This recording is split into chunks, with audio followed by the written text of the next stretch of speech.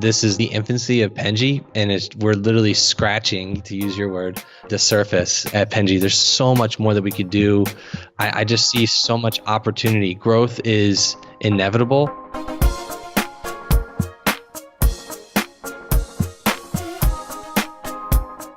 Scratch Entrepreneur. True stories of remarkable people who dropped everything to turn an idea into a healthy, profitable business.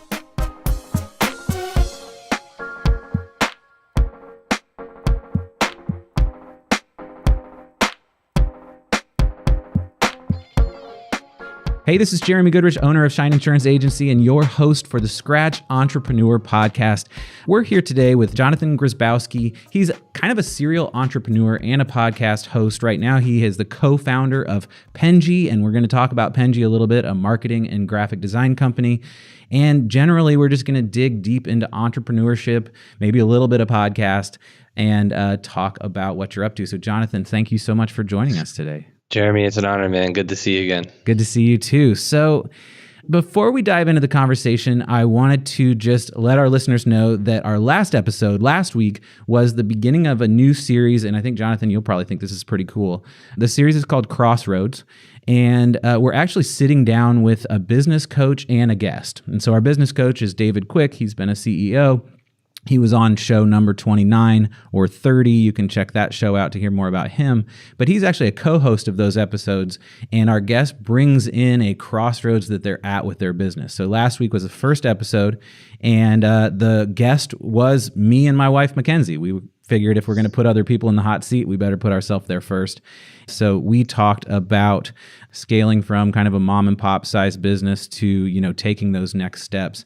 David gave us some great concrete advice and steps to take outside of that. So check out that episode if you haven't done so already. All right, Jonathan, I want to take you backwards a little bit and think about when you were a kid. What did you want to be when you grew up? On my 8th grade yearbook, I said video game designer.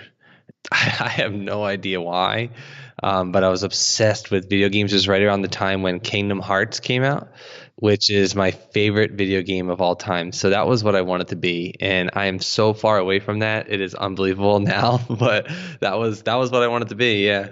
I don't see it as so far from what you do right now in some ways. I know it's probably not the tech side or whatever, but you are kind of still in the creative side and in that creative world. Is there a time, a story from being a kid, if you look back, that was like, that was a sign in some ways that I was going to grow up and love being a business owner, love being an entrepreneur, love starting new stuff? Yeah, I would say literally every day as a kid. I've always went against the grain when it comes to following what my parents wanted to do versus what I wanted to do, how I was able to obtain money at an early age. I started a lawn mowing company at 14, and I never was pushed or motivated to do that. I was just like a self-fulfilling prophecy type of thing. And then even younger than that, when I lived in Philadelphia, I lived on a block that had a lot of old people in it. And so I would just shovel snow and stuff like that. And again, nobody motivated me to do that. So like you asking that question, I never really told the story of the 9-year-old self, but that was kind of like how I started. I just loved being able to provide a solution for people. And then fast forward, that's exactly what we're still doing to this day. Huh. So you said you kind of bucked against what your parents wanted you to do. What did your parents want you to do? When I was 14, I started the lawn mowing company, and then my mom pushed me to get a real job. And because if I got a real job, it would mean that it would be really good for my college resume, because she really wanted me to get into college, which is any respectable parent thing to do. But she wanted me to get into college, and she felt as if that like the perfect resume would be you having a stable job, because that was her background. She grew up in the corporate world where she had a stable job, and she had a job for 10, 15 years. And my dad's been in the same business. He's been a FedEx driver for 26, 27 years. So that's all they've ever known. So they were trying to push what they knew to me, and I'm not them, so it was a little bit of an interesting debate. Mackenzie and I were talking the other night about how Martha Stewart, it's a weird name to bring up, but one of the speeches that she does, sometimes she talks about entrepreneurship isn't for everybody. It's like not the thing for everyone. I think someone who's had a stable FedEx job, or, those two jobs you just described to your parents, like hundreds of thousands of people in every state in the United States have awesome jobs like that, do that, go to work, do their thing, come home, don't have to worry about anything else. They come home from their job and it's over. I think that's awesome. That's one way to go. But I think a lot of us on the entrepreneurial side, even from a young age, it seems like a lot of folks, it's just like, that wasn't the direction that felt right for me. Well, I would even go a step further and say, like, for me, I say I could be an anomaly in the case where I've always had that drive. I've always had that grit and determination to be an entrepreneur. And I didn't even think of it as an entrepreneur. I just thought of it as like me doing, like, I was just working. I was just trying to make a living for myself. So, and even at a young age, that's what the mindset was. But now I think entrepreneurship has become so taboo, and it's like cool to be an entrepreneur. And I think a lot of people are being entrepreneurs just for the sake of calling them entrepreneurs. But I can say in full confidence that a lot of people don't understand what it actually takes to run a business. And they think that because they post nice cars and that they're going on planes and traveling all the time, that is the definition of, like, you've made it. And to me, I would argue that's just the beginning. That's nowhere near successful. Yeah. Well, and then the other side of that, the tons of wonderful entrepreneurs that are absolutely successful at what they do don't have nice cars or a helicopter or any of that. Probably 90% of successful entrepreneurs are living a pretty normal life like me and you. And there's, that's pretty awesome too. I think that is maybe the other side of that. It is. I would say so. And I don't think it's not glorified enough because the people that do it don't glorify it. Yeah, I love talking to the people who've been in business for 50 plus years and their net worth is over $100 million. And then you ask them what car they drive, and they drive like a Honda. So like, I love talking to those people because they're just a different breed, I was talking with someone the other day, and they said they were talking to a very well-known and successful business owner. They asked the business owner, well, how did you make so much money, or something like that, something on that line. And the business owner said, well, I just didn't step over dimes to chase dollars. I always kind of stuck with the things that would make me basic amounts of money. And then somehow they turned around and there was a lot more there. So fast forward us a little bit to your adult life and tell us a story a little bit about what was going on in your life when it sounds like you started your first business when you were 14. So, but in your adult life, was there a point where you just said, okay, the spark hit and I'm going to go for it. I'm going to start a business? Yeah, the spark was when I worked for Apple, and I worked for Apple for about 5 years. And in year 4, I kind of knew that this isn't for me. I worked for an amazing company. As you know, they're the first $1 trillion business in the world. So, they're doing some amazing things and they're doing it right, and kudos to them. But I internally just didn't feel happy. There was a time where a full year almost that I just became severely depressed, to the point where I would eat lunch away from the office. Like, I got as far as I possibly could from the place because the place that I worked at was it was a toxic place. It had nothing to do with the employees. It had everything to do with just the environment. And so I just became really sad and really depressed, and I lost a lot of friends. I lost a lot of relationships because of that depression. And one day I just was like, you know what, screw it. I had enough money in the bank to kind of last 3 months. I kind of bet against myself and said, well, if I'm able to do this, and if I don't get a customer in 3 months, then I knew it wasn't for me. And so I just put myself out there and I said, I'm quitting. I'm putting in my 2 weeks. And then the boss was like, hey, how about you just leave now? So I was like, all right, well, whatever, sure. I kind of planned myself out to be 2 weeks where I could kind of just like mentally prepare myself. The rug was just taken directly from me, and I had to act like quick. What happened at that point? So then you start your business. Like, what was the feeling and how did it evolve? The feeling was petrified because I just quit my job and I had a nice income. I had a stable income. I'm not telling the story for people to be like, I need to quit my job now, because I would actually disagree, and I would never do the thing that I did. I would never recommend it to somebody else. I was lucky enough to be blessed with where I am today, but there were so many things that I got wrong that if you just work with another professional, or if you just be mentored by somebody, that you could probably achieve the same things that we're achieving at Penji in a fraction of the time. So it was definitely, I was scared. Would you have done it a little bit differently? You kind of alluded to that just now. Can you dig a little deeper? Like you would have stayed and maybe mentored for a little bit longer? Yeah, I would absolutely have reached out for advice. If I were to do it over again, I would say I would absolutely use my youth a little bit better. And I would say I would use my age more appropriately. And I would say something along the lines of, hey, I'm a young entrepreneur. I don't really know much about business and entrepreneurship and life, et cetera. Can I work under you? Can you guide me through this process? Can you introduce me to people? I literally went through it by myself. I didn't even have a partner at the time. And I went door to door every single, like on my days off while I was still working at Apple. And then after I literally went door to door. I knocked on people and said, hey, I do social media marketing. I see that your last time that you posted was XYZ. This was like 6 years, 7 years ago. So this is a little bit more, I would say, relatively early on in the social media game.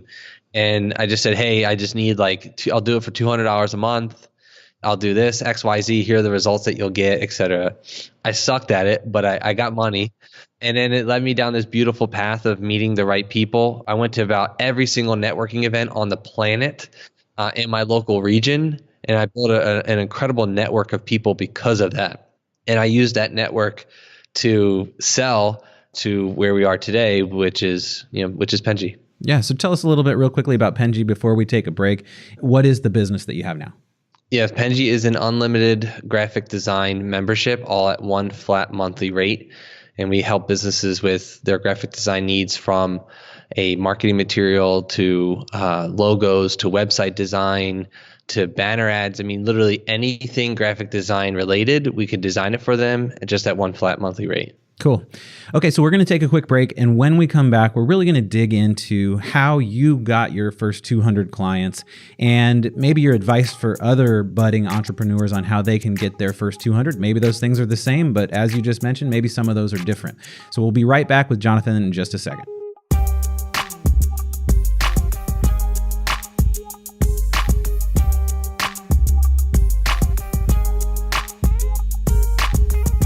Hey, we're back with Jonathan Grzybowski, owner of Penji Graphic Design, some marketing help there. He's going to talk a little bit now. We're going to dig into, Jonathan, how you got your first 200 clients and maybe advice you have for other folks who are in that same boat. Again, maybe that's the same as how you did it, or maybe it's completely different. So what are a few concrete pieces of advice you can provide to somebody who's just building their base of clients? Yeah, so going back to the networking idea that I brought up. So there was literally a 5-year period where I went to every single, maybe like 4.5 year period where I went to every single networking event in my local region on a constant basis. I was always out, and I got a local presence to my name. For me, I was the young guy, so that kind of resonated with a lot of people. Some people don't have that particular age that works for them, but regardless, I was constantly in front of people's faces. I got a lot of people that I was friends with on Facebook. I got a lot of people that I was friends with on LinkedIn. The first 100 customers came from our extended network. And so we put a survey out and we said, hey, if we build this, would you buy it? So the first 100 customers came from a combination of two things. Number one, it came from our existing business. Our existing business was a digital agency, a digital marketing agency, which we have since shut down, and we no longer take customers. We converted a lot of them and said, hey, we don't do this anymore. We don't provide this service, but we provide this service instead. Would you be interested? So a lot of people came from our agency to that. And then the other aspect of it came from, as mentioned before, the local network. So we put surveys out there. We asked people. I myself, before we had any type of software, I put a note on Facebook Messenger and said, hey, I have a couple questions. You're in this space. Can you answer them? Can you help me? And I asked the question, if we build it, will you buy it? And A lot of people bought it. Literally, we got 100 customers in a couple months just from that philosophy. Before you even built the actual thing that was going to follow through with what you were doing. Yeah, so we were about to launch it, and I think we were already at like 20 to 30 customers or something like that. And then we launched it, and they're like, "Holy crap, this is awesome! This is a great solution for my needs." And then the customers just started rolling from there. So that was kind of like the base. So now we're about at 100, right? So that's how we got to 100. So now how did we get to 200? And the 200th customer came from an unscalable process. And the unscalable process was cold emailing, cold calling in the very beginnings. We don't do it anymore. Facebook advertising, interviews like this one helped a lot, build credibility. So we did all these like unscalable things just to kind of like throw crap at the fan, and whatever stuck, that's what stuck. Now, fast forward now, we're a little bit more strategic about that. We do a lot of things that are scalable and are quantifiable and definable. But in the beginning, we just kind of just did it. We had no real strategy. We had no real idea of what our brand was. We just was like, hey, we're going to constantly tap. And the more that we tap, the more people would be interested. And so that kind of led us to our 200th customer. It's just the actionable items of just doing. So let me see if I can kind of rehash the things I just heard there, because there's some great stuff in there. The first thing is you tapped your network, whatever network you had at the very beginning. For you all, that was an existing business that you could look at, and then the people in your community going out. I heard knocking on doors. I heard going to networking events. I heard getting on podcasts or talking in some way, finding ways to tap the network you have and grow that and start from that base. So that's how I heard you grew the base to start. And then something you did that I think a ton of people, especially in the tech world, don't do and should do is you asked that network before you even really did anything. You asked that network first. So you got feedback first for, if we built this, would you buy it? So, and I don't know, maybe that's more common than I think it is, but it seems like a lot of folks want to build and then see if people will buy it. You know, how can someone know whether they want to buy it if I haven't built it yet? And that's totally not the case at all. I think that people do have an idea of whether they'll buy it. Well, so we created Penji as a tool for ourselves. So we were using Penji internally within our digital agency before we ever launched it to the public. So we knew that if it worked for us, then we knew it could work for others. You mentioned non-scalable stuff, and a lot of those first things you're doing aren't scalable. And that's probably okay, right? I mean, you have to start somewhere. We did unscalable things on purpose, but it wasn't necessarily like the smartest decision. Us doing it that way led us to where we are today, because now we are more strategic. We know if we put in X, we'll get Y in return. And we've become a smarter and a more data-driven company because of the unscalable processes that we did. So we know that if we send 100 emails to, X particular demographic, then we know that the conversion rate is going to be somewhere around X%. But again, we wouldn't have gotten there if it wasn't for all the mistakes that we did early on. So you just started to dig into the scalable side. So you talked about kind of your first 100, maybe it was even your first 200 in that sort of unscalable process. I want to hear more about how you switched from unscalable to scalable, though. What are some of the things you did inside your company that became more scalable? We tracked everything. We have a ton of data that we've collected. We have data from where our customers are coming from. How did they hear about us? We have data behind who are the types of customers that are staying the longest. What avenues are they using in order to become a customer? When we first started the business, we thought that startups would have been the perfect client for us. Our pricing is $349 as of this moment. It's at the price point where it's not too much. It's not too little. If somebody's trying to hire a graphic designer, it's better than bringing somebody on full time. So we knew that was a sticky point for startups. And then when we started selling, we realized that the startups were our worst customers to some degree. Some of them are, they're great. But when I say worst customers, I mean they're not staying as long as we would want them to. There's no stability there. There's no foundation. And so what we needed to do was we needed to create a foundation in order for us to be scalable. And so then we looked at the data and we said, okay, well, this group of customers are staying pretty long. We should probably invest more money into this. And then we looked at the second quadrant and said, okay, these guys are staying, not only are they staying long, but they're also delivering the least amount of design projects because their needs aren't as high as, say, like a startup's would. So you kind of look at it as like a bell curve. So you have all the people, you have a ton of people here that are using Penji to the maximum degree, where they want like 100 things done on a daily basis, which we try to service as best as we can. And then you have other people on this side where it's like they don't need us at all. And so how can we service all of them, but try to go after the people within that bell curve? That's how we became more profitable and smarter as a business. That's where the data comes from and how you find that ideal client, right?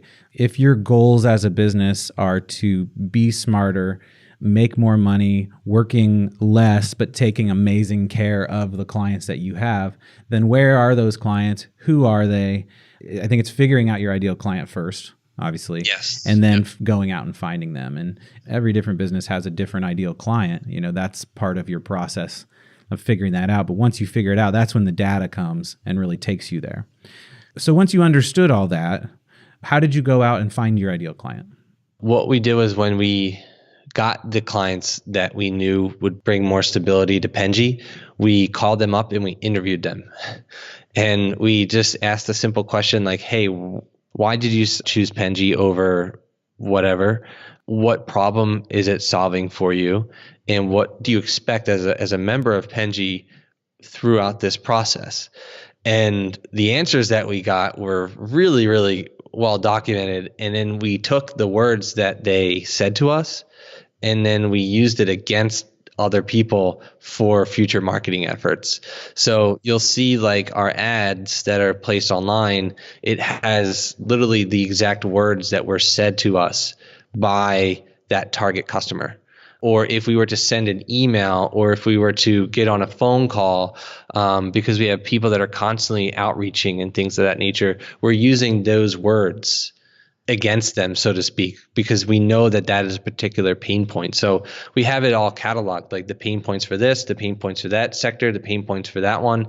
And then we know the vocabulary that we need to use in order to kind of like get them to think about like, oh, this is the right solution for us, et cetera. Yeah. So what it boils down to is you ask your clients to talk about their experience, and what you heard was some pain points they had prior to working with you and how those were resolved. And then you just turned that around and told as many people as possible, hey, here's a pain point that our clients had before they started working with us that isn't there anymore. And you probably have that same pain point too. I want to add on to that because I want to give people like an actionable item. So I think it starts with the message. You need to know what to do with the message. So when we understood the words that our clients, the reason why they use Penji, we created content around that exact verbiage. So we're really good at SEO, and even though people may think that SEO is dead, content is like not dead at all. We're living proof of it. So we're creating content on a daily basis. And when people go onto our website, literally our verbiage on our website is dedicated to that particular area of business. So we have landing pages that are specific to the demographic that we're trying to go after, and so much more. So the content that is there, the verbiage that is there speaks to them. And then the last aspect of it is our design. Our design is on a level that I think is the top of the industry. And when people go onto our website, they feel more confident because how well our website is designed. And so they think to themselves, well, okay, well, they're saying the right words, they're doing the right things, and it looks sexy. I need to use them as my company. Yeah, you just walked them through the conversation. So you understood the conversation that they're having with themselves, partially because you talked to your clients about that conversation. And then you walked them through the conversation to show your best self and why you're the solution to the problem. I think that's awesome. Yeah. Okay, so we're going to take one more break. And when we come back, we're going to talk graphic design. I want to dig in a little bit to the industry, ask you some questions, and we'll go from there. Sound good? Sounds great.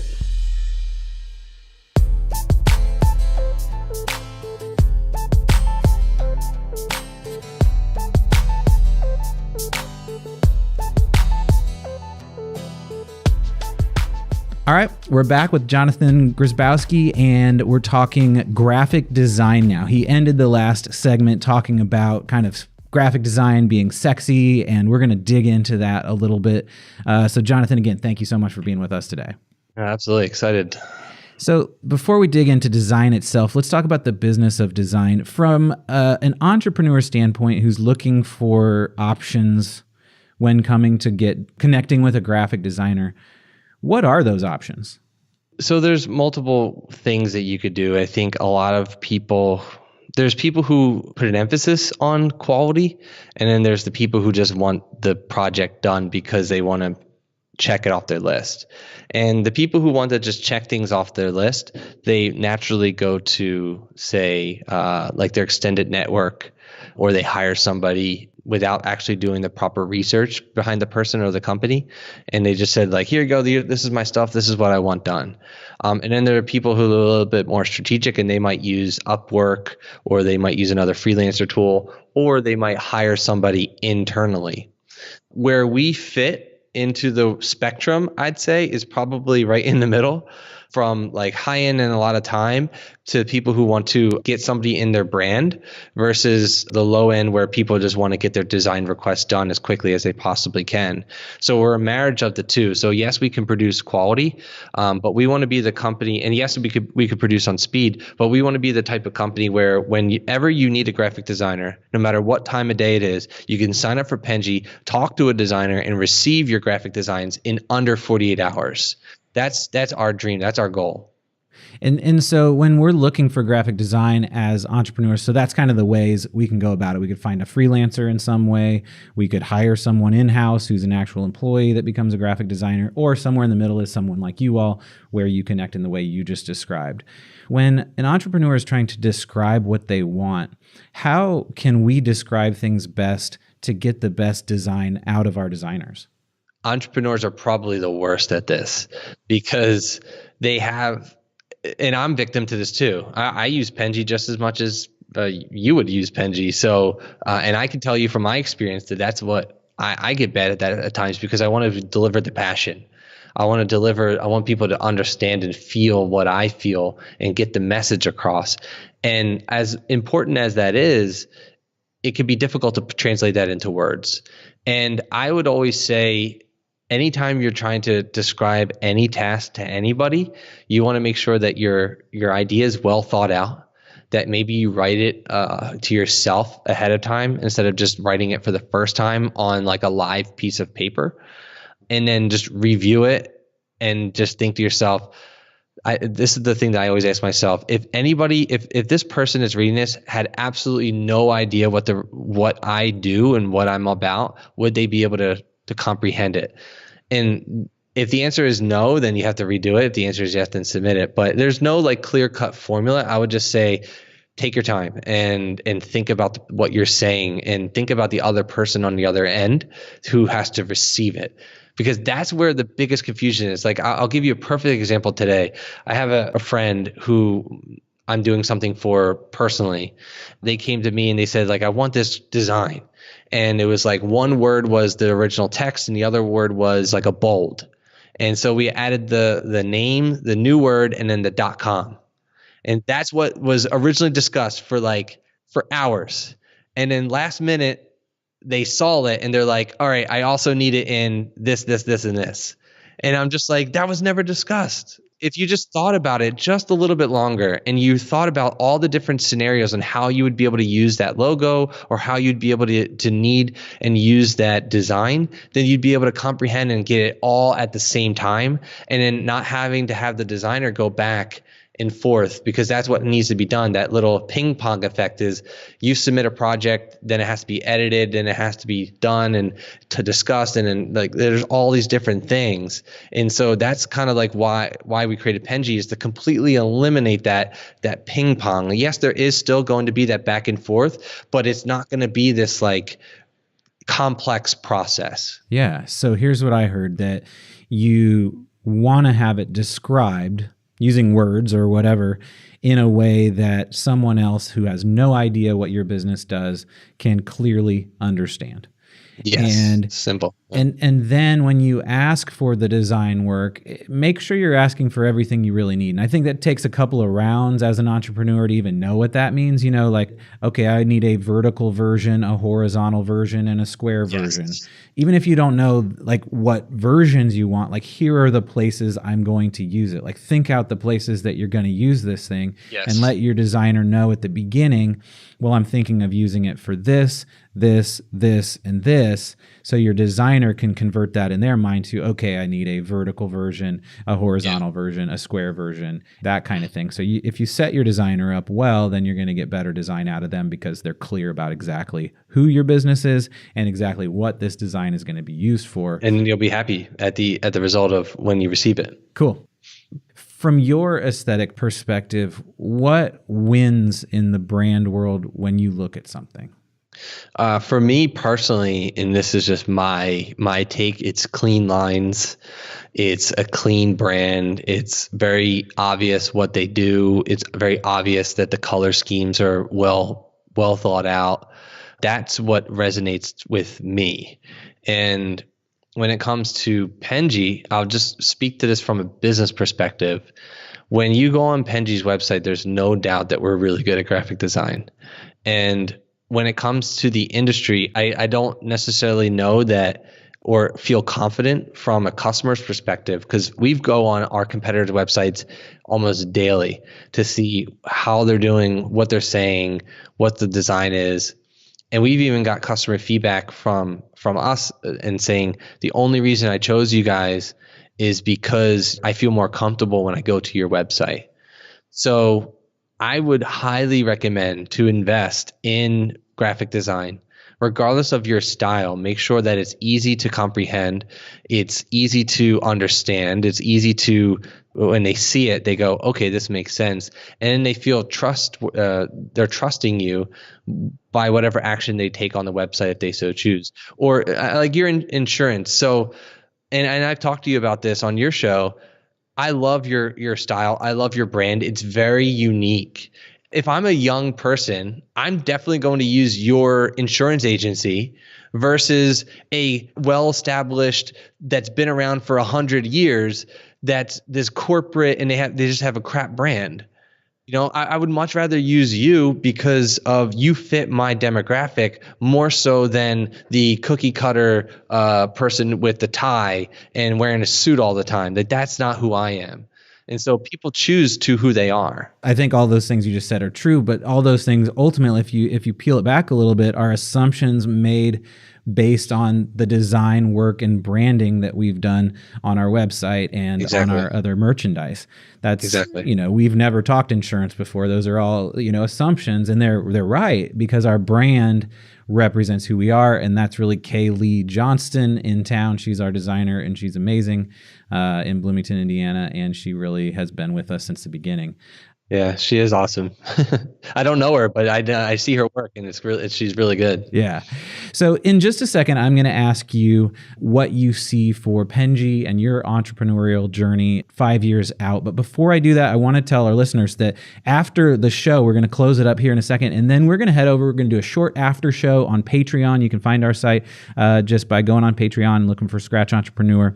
We're going to do an after show. We're going to talk a little bit about what worked for Jonathan, maybe what he forgot to say. We're going to talk a little bit about Podcast Movement, a conference we went to together. And then finally, I'm going to ask him 5 quick questions an old boss never asked, but totally should have. So check us out on Patreon after the show. So Jonathan, 5 years from now, where is your entrepreneurial journey? The entrepreneur journey is like world domination. As weirdly as that sounds, we're in this to provide as much value as we possibly can and solve the proper solutions for our business. And Penji is just the beginning of the caveat of like all things type of entrepreneurship and solutions. And I would like to see us at a place where we're having the same amount of fun that we're having now, because I think there's a buzz when you start something and it takes off and it goes really well, but then year 2, 3, 4, maybe even 5, that it kind of fades away because that romance isn't there anymore. So I would like to see the same passion that is now that we have 5 years. And I think the amount of customers, This is literally the infancy of Penji, and we're literally scratching, to use your word, the surface at Penji. There's so much more that we could do.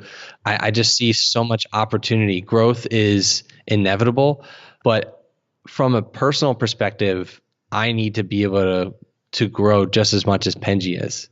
For me personally, I've most recently taken a lot of internal conversations with how to be a better leader.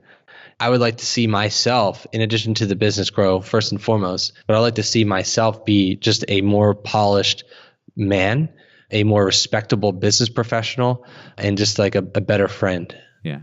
Well, I think that's awesome. I think that's a good way to look at all sides of you as a human being and your growth as a person and as a leader. I think for me, being a leader is the hardest part, especially when you go from smaller to suddenly having, multiple employees and stuff like that. It's like how to be, a smart leader, and all those kinds of things. So there's a lot of growth there, Absolutely.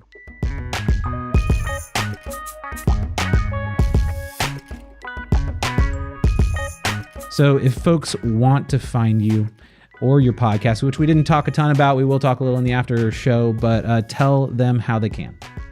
Yeah, penji.co, penji.co.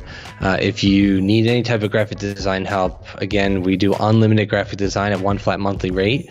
There's no gimmicks, there's no contracts, and we also have a 15-day money-back guarantee. So if you don't like what we do in 15 days, we'll give you your money back, no questions.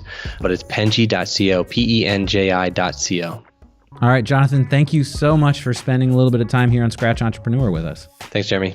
Cool. For those of you that aren't headed over to Patreon, thank you so much for listening. Please do take a moment to subscribe and rate the show on iTunes, Stitcher, Google Play, Spotify, or wherever you listen to podcasts. We'll see you same time, same place next week.